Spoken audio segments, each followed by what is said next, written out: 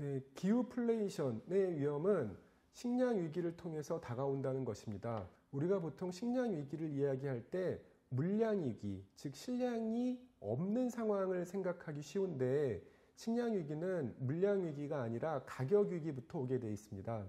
그래서 식량은 있으나 그 식량을 이전보다 훨씬 비싼 가격에 사와야 되는 상황이고요. 이렇게 되면 식량은 식품의 소재로 쓰이기 때문에 다른 모든 물가를 끌어올리게 됩니다. 그리고 이렇게 물가가 올라가면 필수재인 식량이 끌어올리는 가격 위기는 취약계층 그리고 빈곤계층부터 영향을 주게 되어 있어서 사회 전반의 안전성을 크게 떨어뜨리게 됩니다.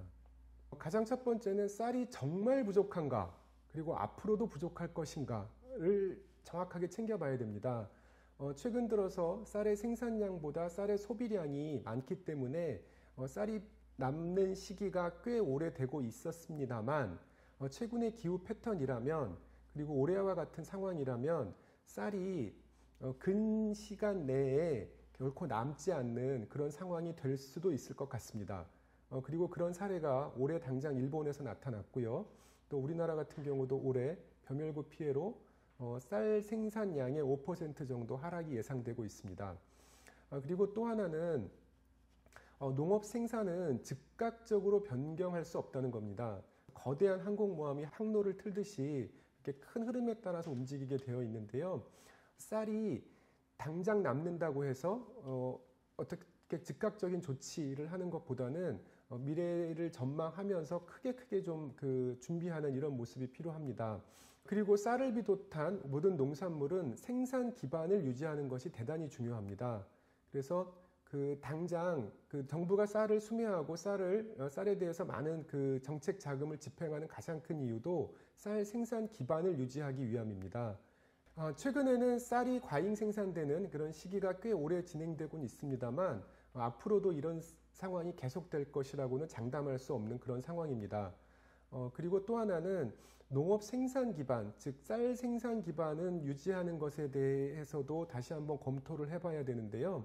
지금 쌀이 남는다고 해서 쌀 가격 같은 것을 충분히 보장하지 않는다면 사실 쌀 생산 기반이 급격히 위축되거나 무너져서 정작 쌀이 필요한 시기가 오면 그 기반이 없어서 쌀을 생산하지 못하는 더 큰 피해가 올 수도 있습니다. 벼농사와 관련해서는 한국의 기술과 인프라 그리고 체계가 사실상 월드베스트 수준이라고 할 수 있습니다. 한국 농업은 아주 오랫동안 벼농사와 관련돼서 극진한 투자 그리고 극진한 정책 지원을 해온 나라거든요. 그래서 사실상 우리나라의 쌀 기술과 쌀 인프라 그리고 이것을 유지하기 위한 여러 가지 정부의 체계와 공공기관의 체계 그리고 민간의 역량이 많이 발전해 있는 상황입니다. 그래서 사실 우리나라의 쌀 생산과 관련된 여러 체계를 외국에 그 자체로 수출도 가능한 그런 상황이거든요. 그래서 실제적으로도 아프리카 같은 나라에서는 K-라이스 벨트라고 해서 아프리카의 부족한 식량을 확보하기 위해서 한국의 쌀 종자 개발 그리고 쌀 경지 정리 그리고 쌀을 생산한 이후에 이제 도정과 관련된 프로세스 센터 같은 것을 일관 수출하고 일관 해외에 지원하는 이제 이런 사업도 하고 있고요. 전반적으로 이것을 잘 발전시킨다면 우리나라의 쌀 산업 자체가 해외로 나아갈 수 있는 그런 산업이 될 수 있는 가능성도 있습니다.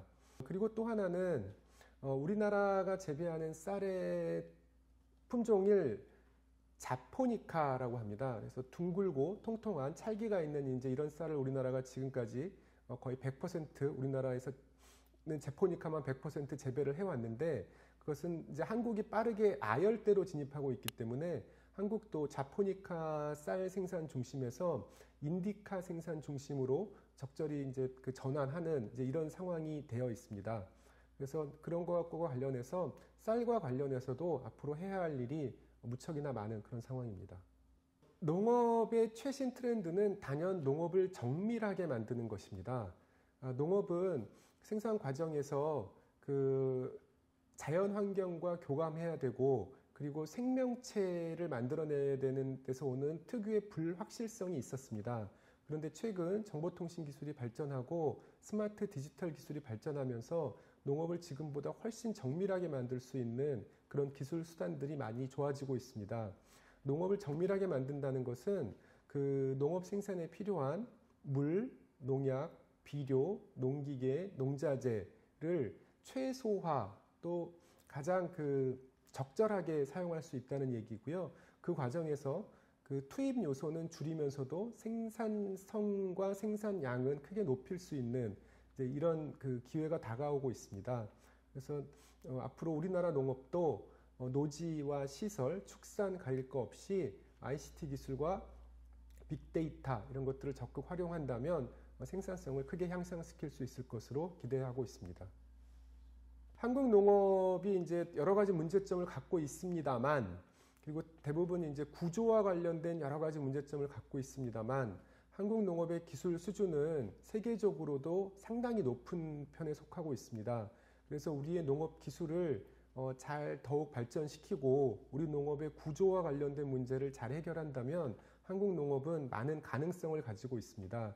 그래서 이런 측면에서 젊은 세대들이 우리 농업에 희망을 가지고 많이 진출한다면 우리 농업도 지금보다 훨씬 좋아질 수 있을 것이라고 생각이 됩니다. 농업은 산업인 동시에 기반입니다. 자동차나 반도체처럼 산업적인 성격도 있지만 국방이나 의료처럼 기반적인 성격을 동시에 가지고 있습니다. 그렇기 때문에 농업은 어렵거나 그리고 상황이 안 좋다고 해서 포기할 수 있는 것이 아니고요. 지속해서 계속해서 해야 되는 그런 생존 산업입니다. 이런 측면에서 농업의 지속 가능성을 우리가 한번 생각해 볼 필요가 있는데요. 농업의 지속 가능성은 크게 세 가지로 구성이 되어 있습니다. 하나는 경제적 지속 가능성입니다. 즉, 농민이 농업 활동만으로 경제적으로 생존이 가능한 수준의 소득을 얻을 수 있어야 됩니다. 그래야 농업을 계속할 수 있다는 이야기고요. 그리고 두 번째는 세대적 지속 가능성입니다. 이번 세대가 농업을 하는데 후속 세대가 농업에 들어와야 된다는 이야기죠. 그렇다면 내 다음 세대가 농업에 충분히 들어와 줄 수 있도록 농업 자체에 대한 사회적 인식 그리고 경제적 지위를 확보할 수 있도록 해서 세대적 지속 가능성이 높아지고 계속해서 후속 세대가 농업으로 진입할 수 있어야 됩니다. 실제로 후계농이 있는 농가와 후계농이 없는 농가가 농업을 대하는 태도와 그리고 농업에 대한 투자하는 이런 것은 극명하게 갈라지거든요. 그래서 경제적 지속 가능성만큼이나 중요한 것이 세대적 지속 가능성입니다. 마지막으로는 환경적 지속 가능성입니다. 농업은 생산 과정에서 여러 가지 환경 부담을 유발하게 되어 있거든요. 근데 환경적 지속 가능성이라는 것은 지금 세대의 농업 생산이 다음 세대의 환경에 위해를 주지 않는 것을 이야기합니다. 특히 이제 유럽이나 이런 데서는 환경적 지속 가능성에 대해서 국가적으로 큰 어젠다로 삼고 있는데요. 우리도 여러 가지 기술을 활용하고 그리고 여러 가지 제도를 통해서 농업 생산이 다음 세대의 환경을 파괴하지 않도록 하는 이런 지속 가능성을 확보하려는 노력이 반드시 필요합니다.